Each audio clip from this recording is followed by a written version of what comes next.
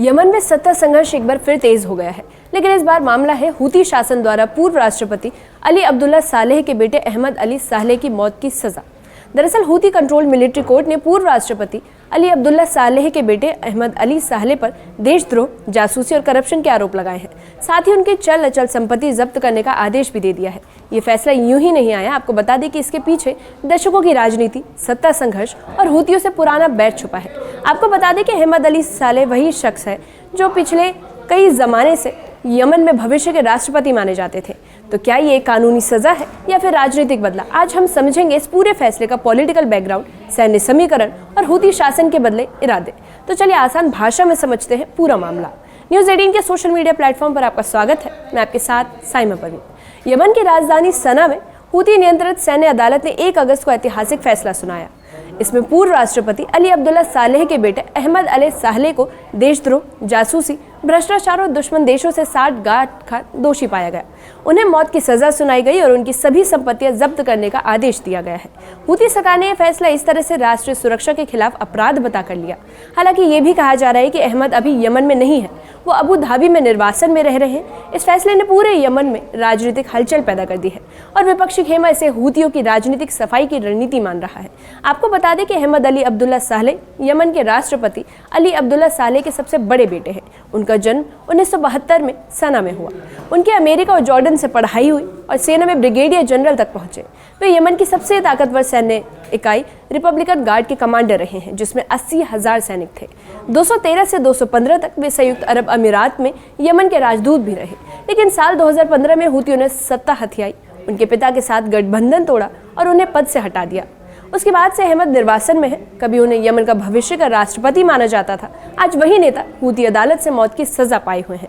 अब बात कर लेते हैं हूतियों और सालेह परिवार के बीच के रिश्ते के बारे में। तो हूती विद्रोही और सालेह परिवार का रिश्ता शुरू में सहयोग का था, लेकिन साल 2014 में जब हूतियों ने राजधानी सना पर कब्जा किया तो अहमद अली की रिपब्लिकन गार्ड ने उनका साथ दिया था। ये दोनों गुट एक साथ राष्ट्रपति हादी की सरकार के खिलाफ थे। लेकिन साल 2017 में हालात बदले। अली अब्दुल्ला सालेह ने हूतियों से गठबंधन तोड़कर सऊदी अरब से संपर्क साधा। इसी दौरान हूतियों ने दिसंबर 2017 में सालेह की हत्या कर दी। उसके बाद से सालेह परिवार और हूतियों के बीच दुश्मनी खुलकर सामने आ गई है। आज की मौत की सजा इसे दुश्मनी की एक और कड़ी मानी जा रही है। अब बात यह है कि ये सजा राजनीतिक है, तो आपको बता दें कि विश्लेषकों का मानना है कि यह फैसला कानूनी कम बल्कि राजनीतिक ज्यादा है। अहमद अली भले ही सक्रिय राजनीति में न हो, लेकिन सालेह समर्थक आज भी यमन की राजनीति में एक अहम धड़ा है। हूती सरकार इस गुट को पूरी तरह खत्म करना चाहती है। फैसले में अहमद की संपत्ति जब्त करने और उनके राजनयिक पद से जुड़े विशेषक छूटों को भी रद्द कर दिया गया है। सोशल मीडिया पर कई लोगों ने इस फैसले को राजनीतिक बदला बताया, जो हूती शासन अपने विरोधियों के खिलाफ ले रहा है। यानी ये कदम ज्यादा सत्ता को मजबूत करने की कोशिश जैसा दिखता है। अब समझिए कि मौत की सजा के कानूनी पहलू क्या है। दरअसल हूती सरकार द्वारा दी गई मौत की सजा का कानूनी आधार एक तरफा है, क्योंकि ये फैसला अभी अदालत ने सुनाया है, जिसे अंतर्राष्ट्रीय समुदाय मान्यता नहीं देता। हूतियों की सैन्य अदालतें केवल हूती नियंत्रित इलाकों में प्रभावी मानी जाती है। अहमद अली वर्तमान में यमन में नहीं है, इसलिए सजा गायब से सुनाई गई है। यानी ये एक एबनीशिया ट्रायल था। ये प्रोसेस इंटरनेशनल जुडिशियल स्टैंडर्ड्स के अनुरूप नहीं मानी जाती और यही वजह है कि इस फैसले को अंतर्राष्ट्रीय फोरम्स पर भी क्रिटिसाइज किया जा रहा है। हूती फैसले के बाद सोशल मीडिया पर 2 धड़े साफ दिख रहे हैं। एक और हूती समर्थक इसे नेशनल लॉ बता रहे हैं, वही विरोधी इसे सत्ता का मिसयूज मान रहे हैं। अब आपको बता दें कि ट्विटर और फेसबुक पर सालेह के सपोर्टर्स ने क्या कहा। तो उनके सपोर्टर्स ने हूती शासन को तानाशाही यानी डिक्टेटरशिप करार दिया। अब जानिए साल 2017 की धमकी और मौजूदा सजा के बारे में। तो साल 2017 में पिता की हत्या के बाद अहमद अली ने हूतियों को खुलेआम धमकी दी थी कि खून का बदला खून से लिया जाएगा, और इसी बयान ने उन्हें हूती शासन की हिट लिस्ट में डाल दिया। पिछले 7 सालों में उन्होंने कोई पॉलिटिकल एक्टिविटीज में हिस्सा नहीं लिया, लेकिन हूती सरकार को डर था कि भविष्य में वे सत्ता वापसी की कोशिश कर सकते हैं। और यही मौत की सजा न केवल पुराने बैर का हिसाब है, बल्कि भविष्य के खतरे को भी अभी से खत्म करने की कोशिश मानी जाती है। अब बात करते हैं कि पूर्व राष्ट्रपति अली अब्दुल्ला सालेह के बेटे अहमद अली सालेह खतरा कैसे बने। दरअसल अहमद अली कभी यमन के भावी राष्ट्रपति माने जाते थे। उनके पास सेना, विदेश नीति और जनाधार तीनों का अनुभव था।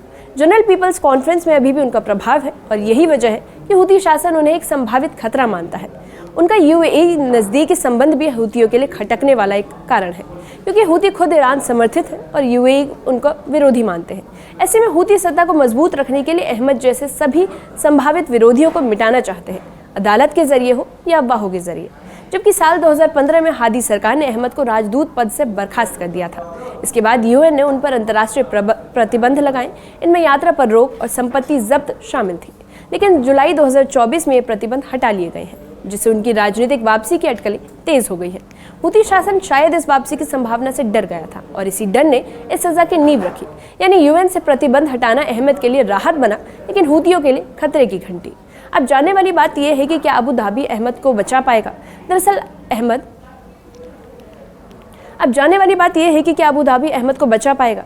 अहमद अली अभी भी अबू धाबी यानी यूएई में है। संयुक्त अरब अमीरात ने अभी इस फैसले पर कोई आधिकारिक प्रतिक्रिया नहीं दी है, लेकिन माना जा रहा है कि यूएई उन्हें अपने क्षेत्र में सुरक्षा प्रदान करेगा। हालांकि यदि हूती सरकार उनके प्रत्यर्पण की मांग करे तो यह अंतर्राष्ट्रीय तनाव का मुद्दा बन सकता है। यानी अब मामला सिर्फ यमन की राजनीति का नहीं बल्कि एक राजनयिक टकराव का भी रूप ले सकता है। फिलहाल यमन में सिविल वॉर के बीच एक बड़ी सनसनी मच गई है। हूती विद्रोहियों ने यमन के पूर्व राष्ट्रपति अली अब्दुल्ला सालेह के बेटे अहमद अली अब्दुल्ला सालेह को मौत की सजा सुना दी है। हूतियों के नियंत्रण वाले एक कोर्ट ने देशद्रोह, विदेशी ताकतों के साथ गठजोड़ और हुदैदा बंदरगाह को नुकसान पहुंचाने के आरोपों में सजा सुनाई है। अहमद सालेह इस समय यूएई में रह रहे हैं और उन्हें अनुपस्थिति में ही दोषी करार दिया गया है। अहमद अली सालेह वही हैं जिन्हें उनके पिता ने उत्तराधिकारी के तौर पर आगे बढ़ाया था। अब हूतियों की सजा के ऐलान से पूरे अरब जगत की राजनीति में उबाल है। सऊदी गठबंधन ने भी इस फैसले की आलोचना की है, यानी क्रिटिसाइज किया है। हूती विद्रोहियों के कोर्ट द्वारा दिए गए इस फैसले ने यमन की राजनीति को फिर से उबाल पर ला दिया है। अहमद अली अब्दुल्ला सालेह पर विदेशी ताकतों, खासकर यूएई और सऊदी अरब से गठजोड़ का आरोप है। हूतियों का कहना है कि अहमद सालेह ने यमन की सोवरेनिटी को खतरे में डाल दिया है और हुदैदा बंदरगाह को नुकसान पहुंचाकर यमन के खिलाफ साजिश रची है। हालांकि अहमद सालेह ने इन आरोपों को पहले से ही खारिज कर दिया है और हूती शासन को अवैध बताया।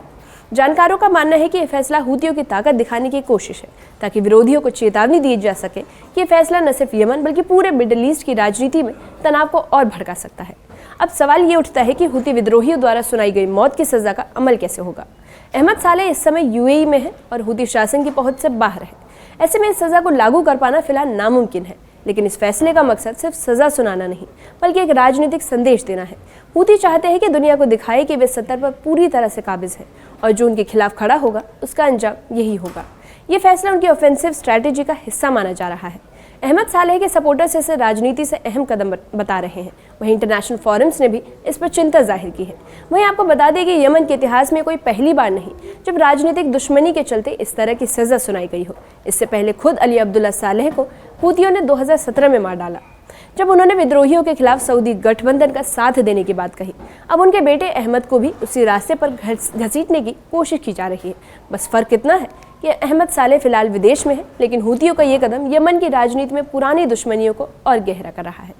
यमन में सत्ता संघर्ष एक बार फिर तेज हो गया है, लेकिन इस बार मामला है हूती शासन द्वारा पूर्व राष्ट्रपति अली अब्दुल्ला सालेह के बेटे अहमद अली सालेह की मौत की सजा।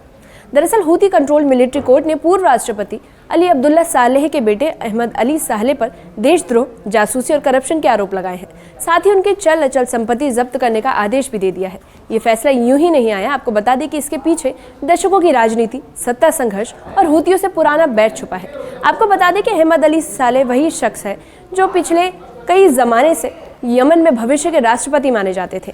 तो क्या ये कानूनी सजा है या फिर राजनीतिक बदला? आज हम समझेंगे इस पूरे फैसले का पॉलिटिकल बैकग्राउंड, सैन्य समीकरण और हूती शासन के बदले इरादे। तो चलिए आसान भाषा में समझते हैं पूरा मामला। न्यूज़ 18 के सोशल मीडिया प्लेटफॉर्म पर आपका स्वागत है। मैं आपके साथ साइमा परवीन। यमन की राजधानी सना में हूती नियंत्रित सैन्य अदालत ने 1 अगस्त को ऐतिहासिक फैसला सुनाया। इसमें पूर्व राष्ट्रपति अली अब्दुल्ला सालेह के बेटे अहमद अली सालेह को देशद्रोह, जासूसी, भ्रष्टाचार और दुश्मन देशों से साठगांठ का दोषी पाया गया। उन्हें मौत की सजा सुनाई गई और उनकी सभी संपत्तियां जब्त करने का आदेश दिया गया है। हूती सरकार ने यह फैसला इस तरह से राष्ट्रीय सुरक्षा के खिलाफ अपराध बताकर लिया। हालांकि ये भी कहा जा रहा है कि अहमद अभी यमन में नहीं है, वो अबू धाबी में निर्वासन में रह रहे हैं। इस फैसले ने पूरे यमन में राजनीतिक हलचल पैदा कर दी है और विपक्षी खेमा इसे हूतियों की राजनीतिक सफाई की रणनीति मान रहा है। आपको बता दें कि अहमद अली अब्दुल्ला सालेह यमन के राष्ट्रपति अली अब्दुल्ला सालेह के सबसे बड़े बेटे हैं। उनका जन्म 1972 में सना में हुआ। उनके अमेरिका और जॉर्डन से पढ़ाई हुई और सेना में ब्रिगेडियर जनरल तक पहुंचे। वे यमन की सबसे ताकतवर सैन्य इकाई रिपब्लिकन गार्ड के कमांडर रहे हैं, जिसमें 80,000 सैनिक थे। 213 से 215 तक वे संयुक्त अरब अमीरात में यमन के राजदूत भी रहे। लेकिन साल 2015 में हूतियों ने सत्ता हथियाई, उनके पिता के साथ गठबंधन तोड़ा और उन्हें पद से हटा दिया। उसके बाद से अहमद निर्वासन में है। कभी उन्हें यमन का भविष्य का राष्ट्रपति माना जाता था, आज वही नेता हूती अदालत से मौत की सजा पाए हुए हैं। अब बात कर लेते हैं हूतियों और सालेह परिवार के बीच के रिश्ते के बारे में। तो हूती विद्रोही और सालेह परिवार का रिश्ता शुरू में सहयोग का था, लेकिन साल 2014 में जब हूतियों ने राजधानी सना पर कब्जा किया तो अहमद अली की रिपब्लिकन गार्ड ने उनका साथ दिया था। ये दोनों गुट एक साथ राष्ट्रपति हादी की सरकार के खिलाफ थे। लेकिन साल 2017 में हालात बदले। अली अब्दुल्ला सालेह ने हूतियों से गठबंधन तोड़कर सऊदी अरब से संपर्क साधा। इसी दौरान हूतियों ने दिसंबर 2017 में सालेह की हत्या कर दी। उसके बाद से सालेह परिवार और हूतियों के बीच दुश्मनी खुलकर सामने आ गई है। आज की मौत की सजा इसे दुश्मनी की एक और कड़ी मानी जा रही है। अब बात यह है कि ये सजा राजनीतिक है, तो आपको बता दें कि विश्लेषकों का मानना है कि यह फैसला कानूनी कम बल्कि राजनीतिक ज्यादा है। अहमद अली भले ही सक्रिय राजनीति में न हो, लेकिन सालेह समर्थक आज भी यमन की राजनीति में एक अहम धड़ा है। हूती सरकार इस गुट को पूरी तरह खत्म करना चाहती है। फैसले में अहमद की संपत्ति जब्त करने और उनके राजनयिक पद से जुड़े विशेषक छूटों को भी रद्द कर दिया गया है। सोशल मीडिया पर कई लोगों ने इस फैसले को राजनीतिक बदला बताया, जो हूती शासन अपने विरोधियों के खिलाफ ले रहा है। यानी ये कदम ज्यादा सत्ता को मजबूत करने की कोशिश जैसा दिखता है।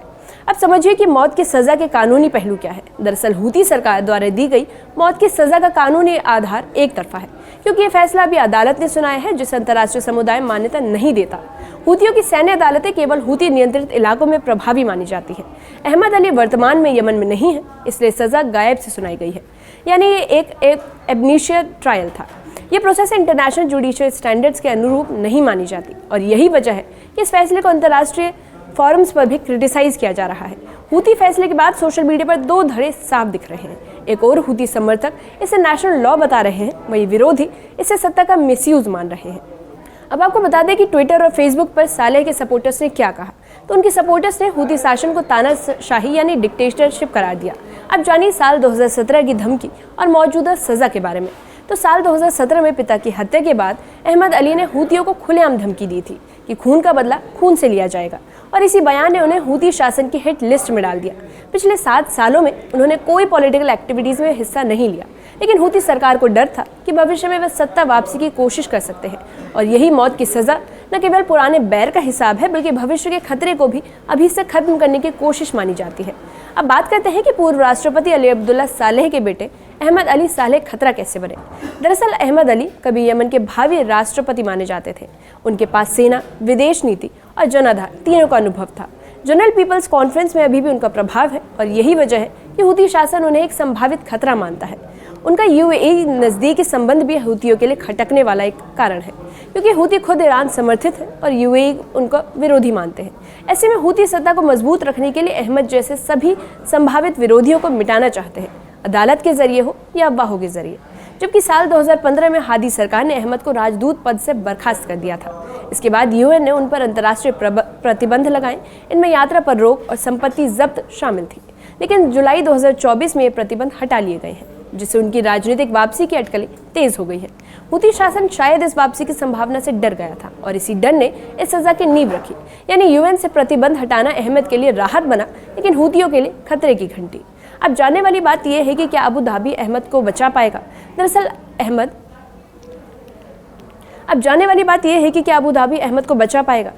अहमद अली अभी भी अबू धाबी यानी यूएई में है।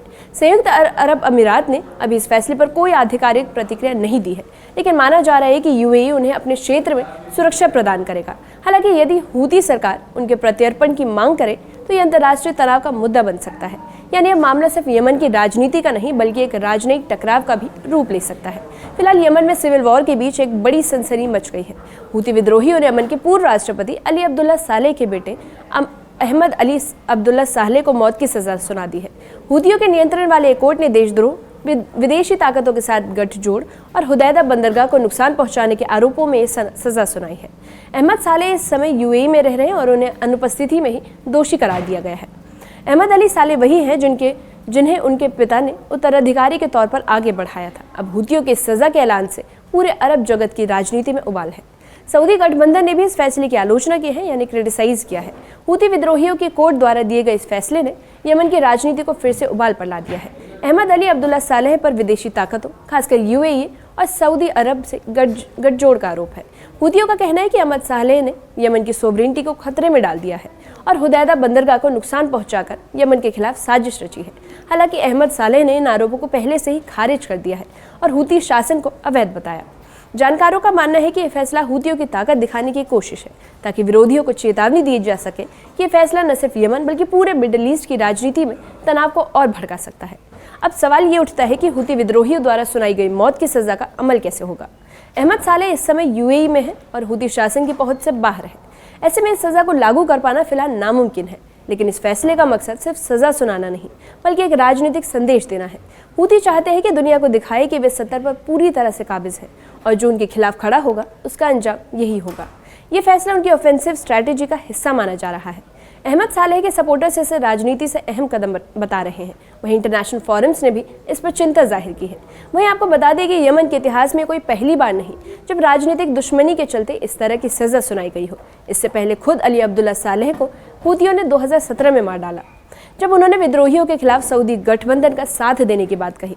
अब उनके बेटे अहमद को भी उसी रास्ते पर घसीटने की कोशिश की जा रही है।